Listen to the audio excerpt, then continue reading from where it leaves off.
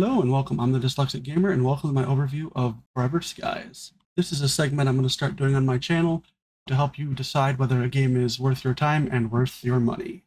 Forever Skies has just gone 1.0, so I thought it was a good time to take and dig in deep. But as I said, this is intended to determine whether you think it's worth your money and time. I will be doing a playthrough on this on my channel, so you can see it over there for the full version. So let's dig in. The game is very single-player centric. From what I've seen so far, it is very polished. They put a lot of effort into making things work and make them work right. So your character is a guy on an internalized doom timer. So there's something that's wiped out the human race. He's going to die if he does not get back up to space. So you've got all of this artificial forced progression, which is kind of normal in this single-player for survival craft games at this point.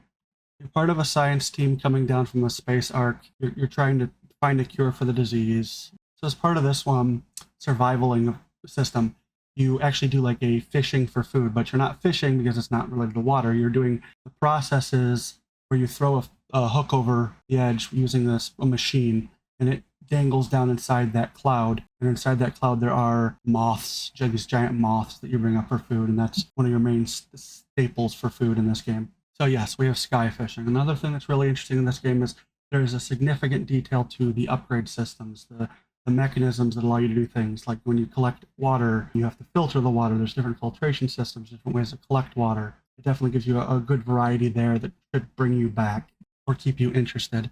And as you go along and progress through the game, you get upgrades to your aircraft, allow you to go higher up, allow you to move faster. Once you get up to higher levels, it unlocks more structures that you can go into. And some of those structures even have elevators that go down into the bottom that take you down there, and you have a limited time outside of the elevator to gather different types of resources that you can't get up top. It's definitely an interesting sci-fi realm that makes you want to dig deeper into the story and makes you want to progress. It is definitely a fairly unique structure for this genre. I'm not sure in the story where the virus thing is progressed to, because I haven't beaten the game yet. We'll see that in the playthrough. But from what I know of it, you are following an expedition trail or a paper trail, or there's documents around that are telling you what's happened before you, and you progress through with what you need to collect samples and do different experiments to try to cure the thing. And you get upgrades based off of some of those experiments that you do. As for a standard rule for the survival games, you've got food, water, and rest that you've got to maintain. There's luckily not a vitamin system because those drive me crazy. The graphics quality in the game is very good.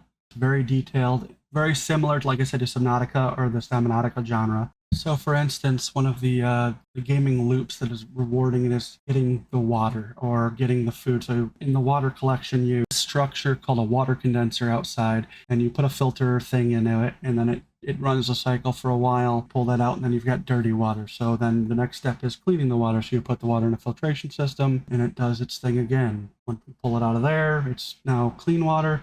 But you got to make sure you've got the appropriate container or you can't pull it out. The standard cycle, but has a good satisfaction element to it. And as for the food, you've got the whole loop again. You do the fishing, the sky fishing component. You pull the food, the moth thing up. You can't eat it raw because it'll be poisonous. So then you have to put it in a grill or a cooking device and let through that process, then pull it out, and then you've got food you can eat. So I'm sure at this point you can guess that I, at this point, have invested. I'm going to be playing this game through on my channel, but I hope my ranting or rambling has helped you decide one way or the other if this game is worth your time and money. I'm the Dyslexic Gamer. You have a good one.